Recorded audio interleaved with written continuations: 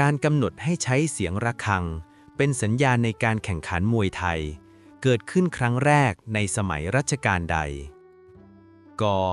รัชกาลที่ 4 ขรัชกาลที่ 5 ค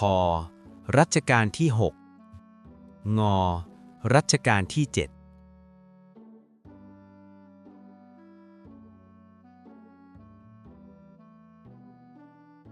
งรัชกาลที่ 7